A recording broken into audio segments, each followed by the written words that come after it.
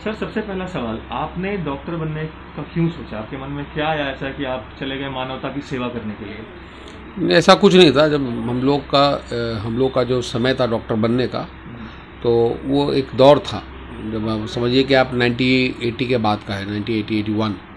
तो जब हम लोगों ने क्वालिफाई किया और डॉक्टर बनने के लिए मेडिकल कॉलेज में एडमिशन लिया, तो तब का दौर था कि हम लोग जब पैदा हुए, जब पढ़े, तो ये सबसे नोबल प्रोफेशन है, सबसे अच्छा प्रोफेशन माना जाता था।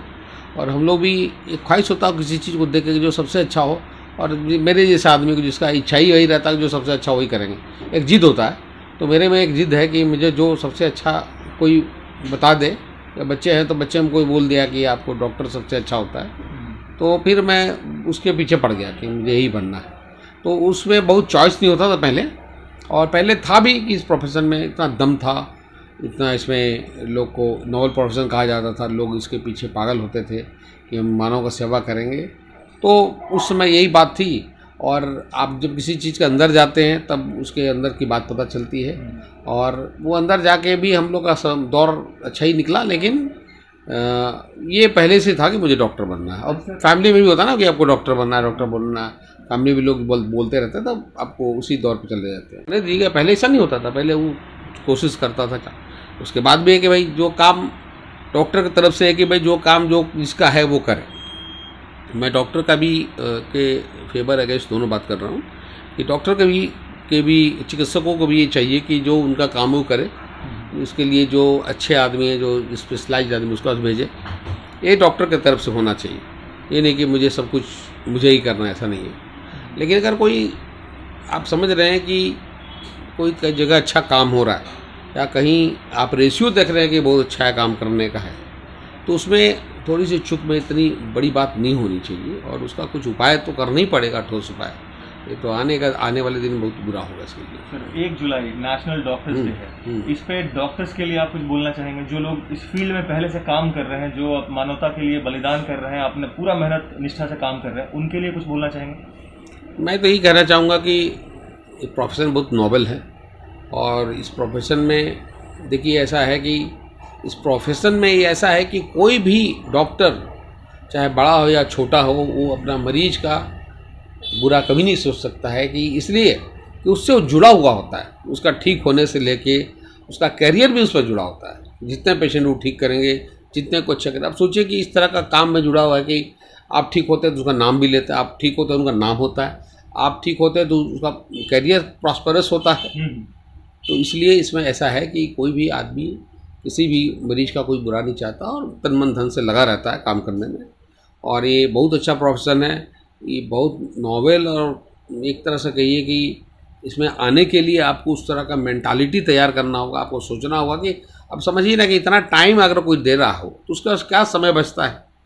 और मैं तो ये पूछता हूँ कि कौन सा ऐसा चीज़ है जो इंटरटेनिंग जॉब है। ये दिन भर ऊँट देखना, ऊँट का ड्रेसिंग करना, फ्रैक्चर देखना, उसको ऑपरेट करना, ठीक करना। लेकिन तब ऐसा सोच है जिसके चलते आप इसको एंजॉय करते हैं। मरीज़ ठीक होता, खुशी होती है, अपने काम को देख के लगता है कि हमने ऐसा काम किया। बहुत डिफ़िकल्ट काम करते हैं, फिर आपको लगता है इतना डिफ़िकल्ट चीज़ था, इसको भी ठीक किया, तो उससे आदमी बढ़ते चला जाता है। एंड मनी तो उसमें पार्ट एंड पार्सल है। अब ऐसा नहीं कि कोई भी काम करते हैं तो कहीं भी तो पैसा देते हैं जी। अब हेयर कट कराने पैसा देते हैं, और खुल के देते हैं, और लोग बताता कि यहाँ ज़्यादा पैसा लगा और अच्छा जगह है, और बताने में गर्व महसूस करता कि वहाँ ज़्यादा पैसा। उस सैलून में जाइए ना, बहुत महंगा है, वो बहुत अच्छा है। उस टेलर के पास कपड़ा बनाइए, बहुत अच्छा है। वो ब्रांड में जाइए तो बहुत अच्छा है, इसलिए ज़्यादा पैसा ले रहा है।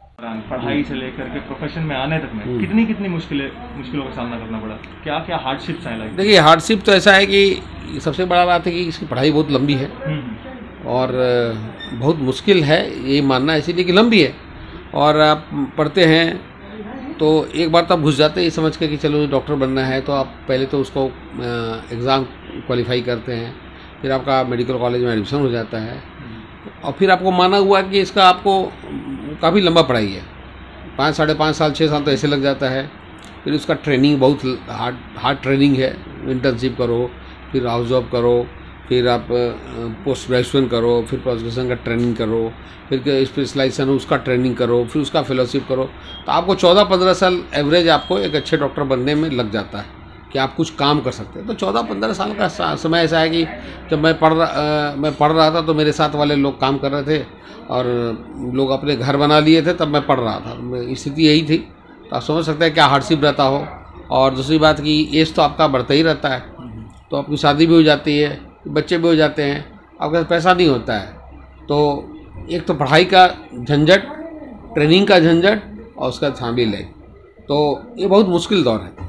अच्छा सर, आने वाले जो यूथ है जो अपने आप को मानवता की सेवा में करना चाहते हैं, मानवता की सेवा जो करना चाहते हैं, उनके लिए क्या बोलिएगा, क्या इंस्पिरेशन दीजिएगा उनको कि वो डॉक्टर बने? नहीं, मुझे तो अभी का जो परिवेश है उसमें तो मैं किसी को नहीं बोलूँगा डॉक्टर बने, किसी को नहीं।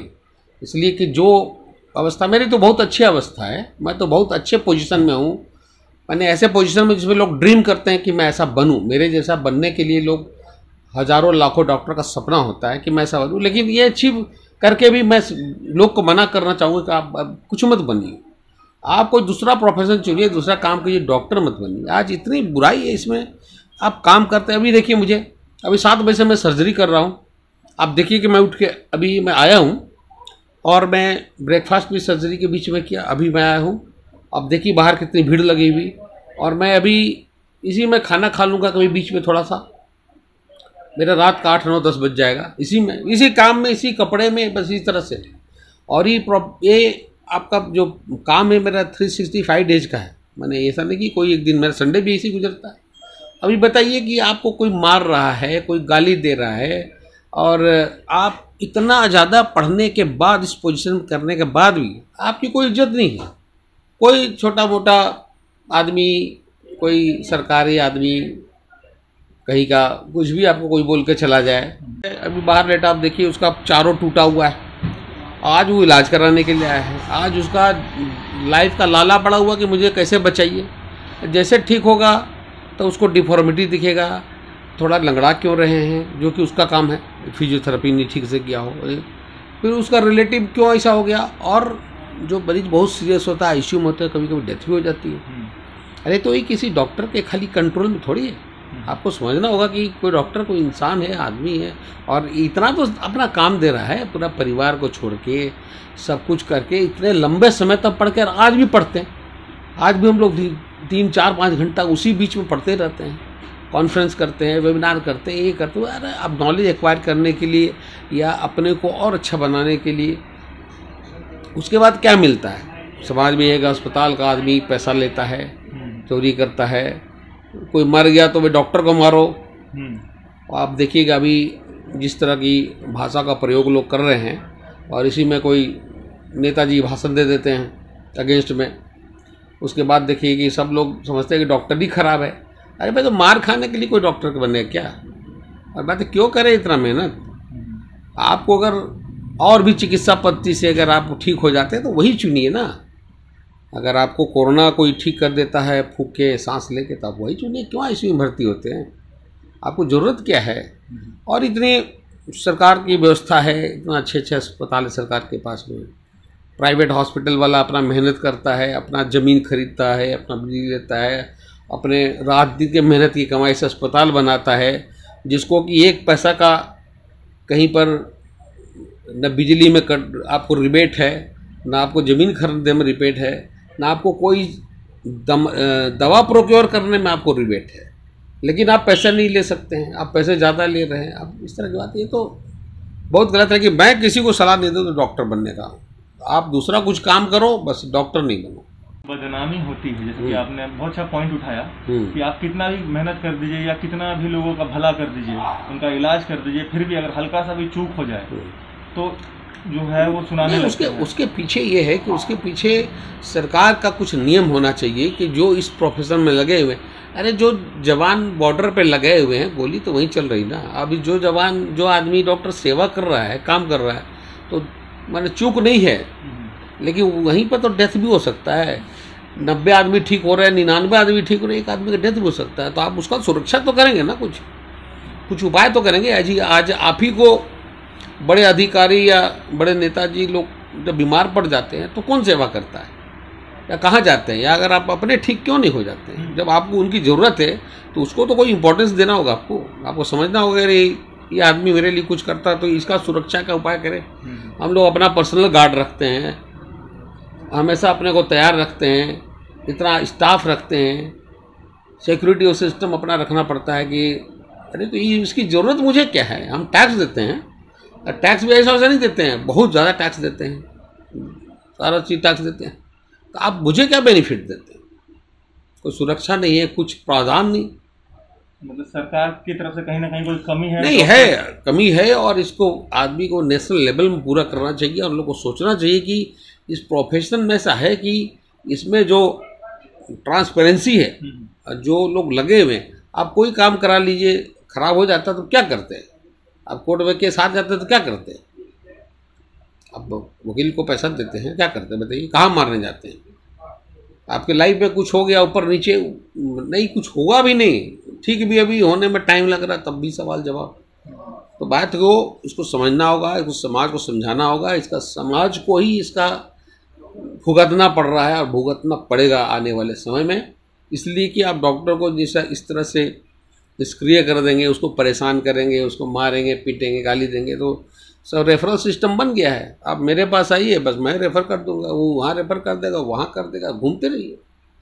आजकल ये सब देखा जाता है, नहीं रेफर कर देगा ना, आप क्यों कर देगा, क्यों नहीं करेगा? आप उससे सवाल जवाब करेंगे, आप मारने को उतारू हो जाएंगे, क्यों नहीं करेंगे? और डॉक्टर में फ्री सर्विस भी बहुत है, ऐसा शायद ही कोई प्रोफेशन में जिसमें इतना फ्री सर्विस होता हो। मैं रोज़ 10 पेशेंट कम से कम फ्री देखता हूँ, और रोज़ मैं 1 या 2 ऑपरेशन फ्री करता हूँ हमेशा। और लेकिन मैं इसको ऑन रिकॉर्ड कभी की नहीं बोलता या कभी किसी को दिखाता भी नहीं, इसलिए कि यहाँ 8-10 ऑपरेशन हो रहे हैं। तो अभी एक पेशेंट स्पाइन का फ्रैक्चर का पेशेंट बेटा पैराप्लेजिया मतलब सुन होकर पड़ा हुआ, देखिए अभी आप उससे बात भी हम करा सकते हैं। उसका पैसा नहीं, देखिए वो आया है, अभी उसका पैसा नहीं, इसलिए वो जाना चाह रहा है, लेकिन मैं जानता हूँ कि वो जाके कोई फ़ायदा नहीं है, इसलिए मैं भी समझाने के लिए रुका हूँ कि तुम्हारे पास पैसा नहीं है तब भी तुम्हारा काम हो। तो ऐसा एक सोच है, तो इस तरह से आप किसी का मदद कर सकते हैं, हेल्प कर सकते हैं और अच्छा महसूस कर सकते हैं।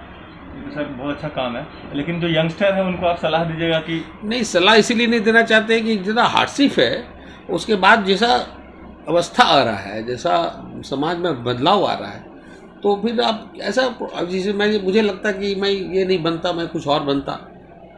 कम मेहनत में भी हम ज़्यादा कुछ अचीव कर सकते थे। इज्जत, नाम, पैसा तो खैर अलग चीज़ है, नाम इज्जत आप अचीव कर सकते थे तो कुछ दूसरे प्रोफेशन में जाके, और पावर का मजा ले सकते हैं। तो जो डॉक्टर का जीरो है, कोई बगल का लोकल आदमी, लोकल नेता कोई भी धमका के चला जाता, अपने काम करने के, आप काम करते रहते उसके बीच में कोई पूछ के चला जाएगा, इसको क्या हुआ, इसको क्यों ऐसा नहीं हुआ, इसका काम आज क्यों नहीं हुआ।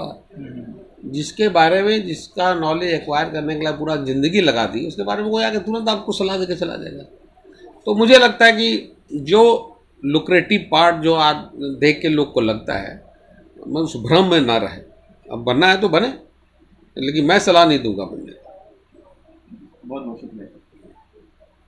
अगर आप हमारा चैनल देख रहे हैं तो प्लीज इस चैनल को लाइक, शेयर और सब्सक्राइब जरूर करें, ताकि हम आपको देश विदेश तक की खबरों से अपडेट रख सकें।